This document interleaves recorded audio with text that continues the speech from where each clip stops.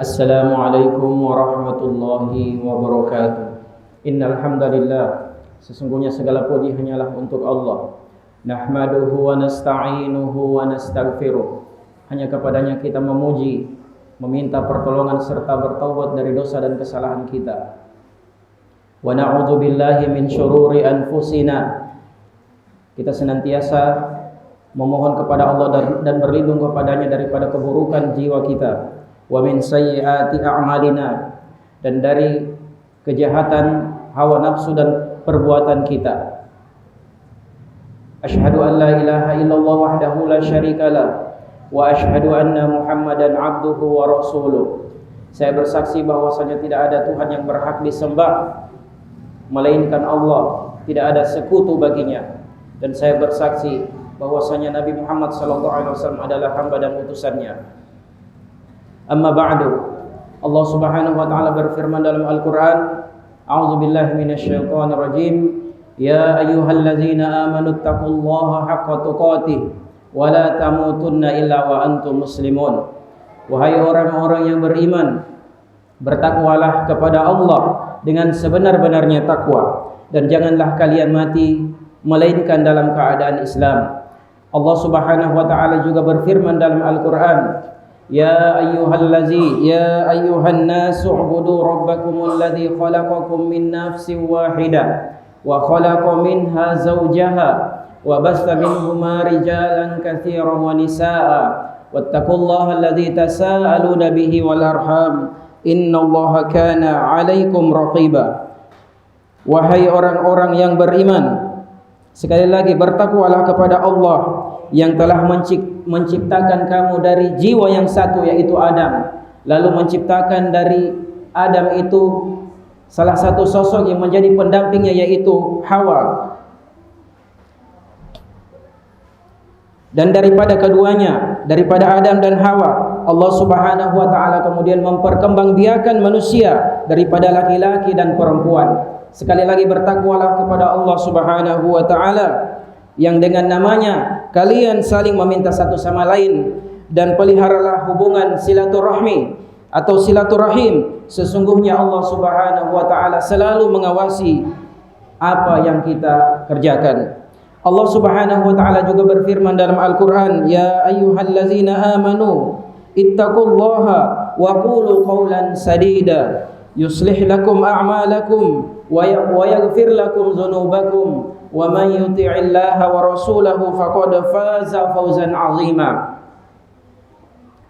Wahai orang-orang yang beriman, sekali lagi bertakwalah kepada Allah Subhanahu wa taala dan katakanlah perkataan yang benar atau berbuat jujurlah. Niscaya Allah Subhanahu wa taala akan memperbaiki bagimu amalan-amalanmu dan mengampuni dosa-dosamu. Dan barang siapa yang mentaati Allah dan Rasulnya, maka sesungguhnya ia telah mendapatkan kemenangan yang besar. Hadirin jamaah Jumat yang dimuliakan Allah Subhanahu wa taala, Rasulullah sallallahu alaihi wasallam kemudian bersabda, "Fa inna asdaqal hadithi kitabullah." Sesungguhnya sebaik-baik perkataan yang menjadi rujukan kaum muslimin adalah kitab Allah, yaitu Al-Qur'an. Wa khairul hadi hadi Muhammadin sallallahu alaihi wasallam, dan sebaik-baik petunjuk adalah petunjuk dari Rasulullah sallallahu alaihi wasallam yang kita kenal dengan hadis-hadis dari beliau sallallahu alaihi wasallam. Wa syarrul umuri muhdatsatuha, dan sejelek-jelek perkara adalah sesuatu yang selalu diada-adakan. Wa kullu muhdatsatin bid'ah, dan semua perkara baru yang diada-adakan itu adalah bid'ah. Wa kullu bid'atin dhalalah, dan setiap bid'ah adalah sesat. Wa kullu dhalalatin finnar, dan setiap kesesatan itu tempatnya di neraka. Jemaah Jumat yang dimuliakan Allah Subhanahu wa taala, bulan Ramadan adalah bulan yang senantiasa dinanti-nantikan oleh segenap kaum muslimin di mana saja berada. Bulan Ramadan adalah merupakan tamu yang mulia, yang mana kedatangannya membawa sejuta harapan bagi kita semua sebagai kaum muslimin yang beriman kepada Allah Subhanahu wa taala. Karena di dalamnya Allah Subhanahu wa taala menjanjikan untuk memberikan ampunannya kepada hamba-hambanya. Allah menjanjikan akan menurunkan rahmatnya kepada hamba-hambanya, dan Allah juga menjanjikan ada waktu-waktu di mana kita akan dibebaskan daripada siksa api neraka. Maka jemaah Jumat yang dimuliakan Allah Subhanahu wa taala, bulan Ramadan adalah merupakan bulan perlombaan bagi orang-orang yang beriman. Di dalamnya mereka berlomba-lomba untuk melaksanakan berbagai amal soleh, dan sebaik-baik atau sebanyak-banyaknya amal soleh adalah amal soleh yang kita lakukan di bulan Ramadan. Di antara mereka ada yang berharap waktunya tidak terbuang sia-sia begitu saja atau terjatuh pada hal-hal yang tidak bermanfaat.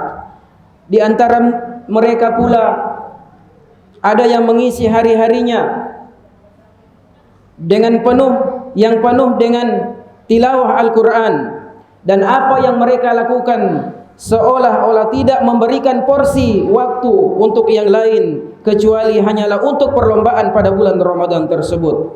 Maka tidak heran di antara nama-nama para ulama salaf kita yang tercatat sebagai orang-orang yang menghatamkan Al-Quran di bulan Ramadan 1 sampai 3 kali.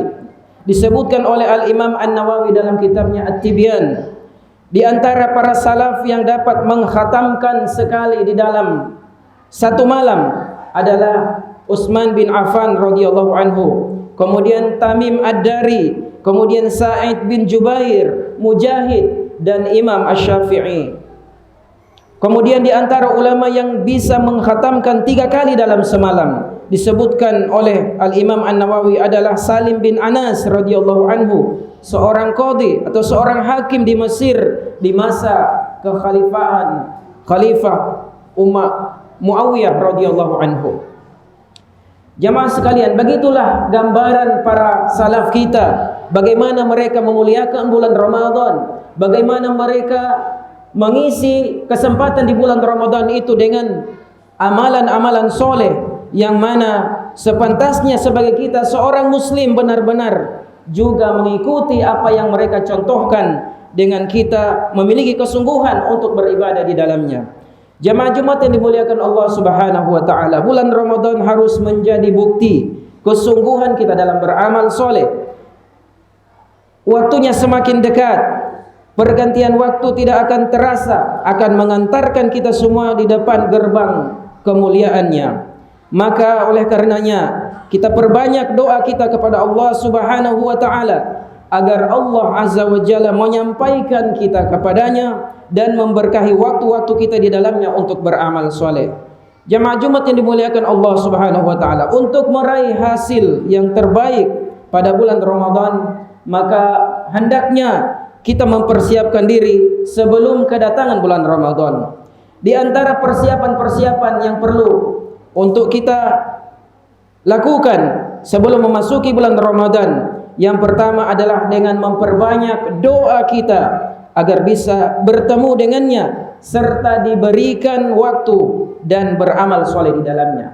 Jamaah Jumat yang dimuliakan Allah, salah satu amalan yang hendaknya senantiasa kita lakukan agar kita dapat meraih amalan maksimal pada bulan Ramadan adalah dengan kita berdoa kepada Allah Subhanahu wa taala atau memperbanyak doa kepada Allah agar bisa bertemu dengannya dan diberikan waktu yang berberkah untuk dapat melakukan amal soleh di dalamnya dengan sebanyak-banyaknya. Ini cukup penting jemaah sekalian, karena sebagian orang kita lihat hanya berdoa untuk bisa dipertemukan dengan bulan Ramadan. Mereka berdoa untuk bisa bertemu dengan bulan Ramadan, namun mereka tidak meminta keberkahan waktu untuk bisa mengisi bulan Ramadan itu dengan amal-amal kebaikan.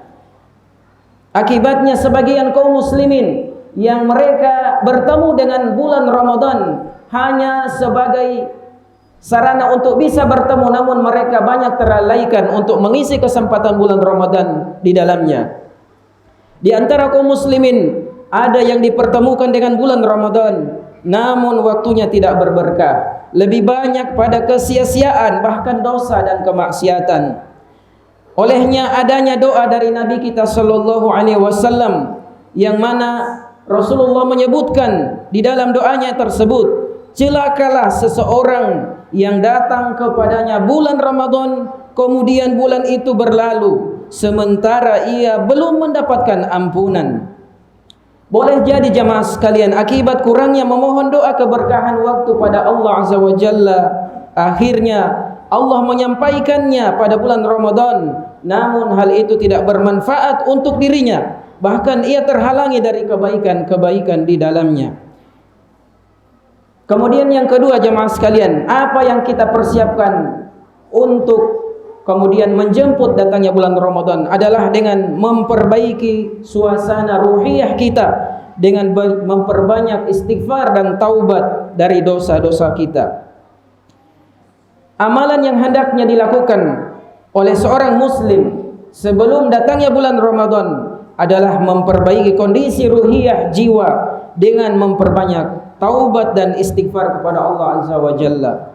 Hal ini jamaah sekalian agar seorang hamba terbiasa memohon ampun dan semakin mudah memperbanyak taubat dan istighfar pada bulan Ramadan.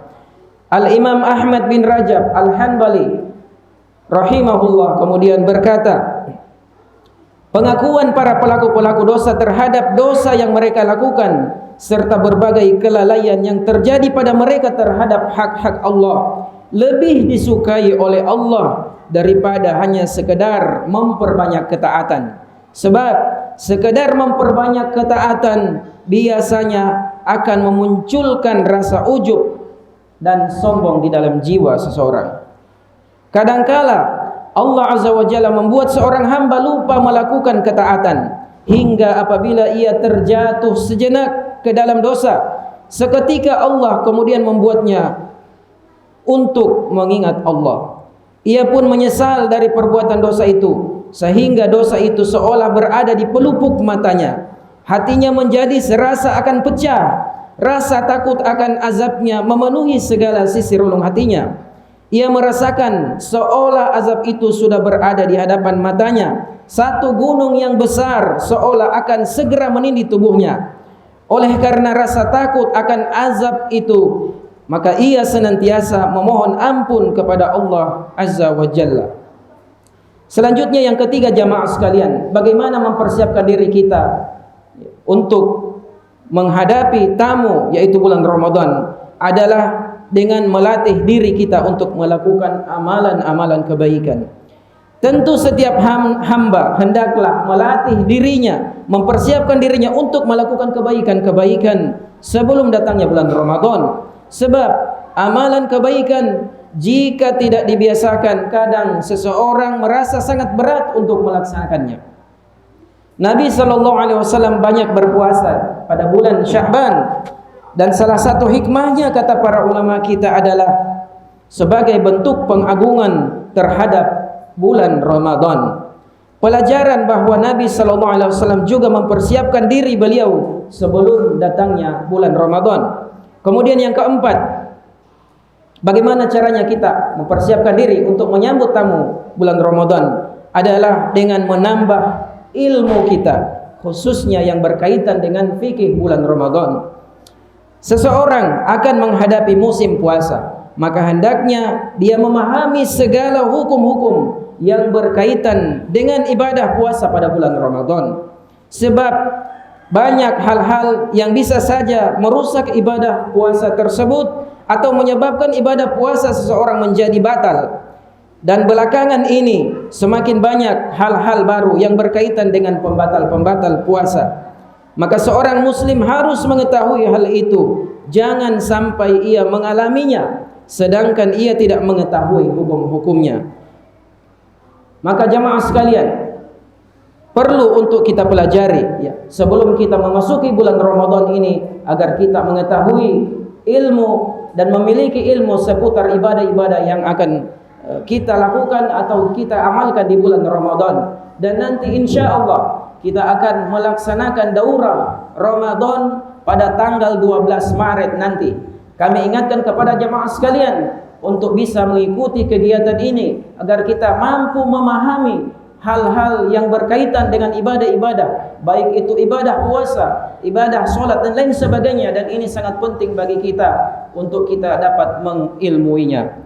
Barakallahu li wa lakum fil Qur'anil azim wa nafa'ani wa iyyakum bima fihi minal ayati wa dzikril hakim wa taqabbalallahu minna wa minkum tilawatahu innahu huwas samiul alim.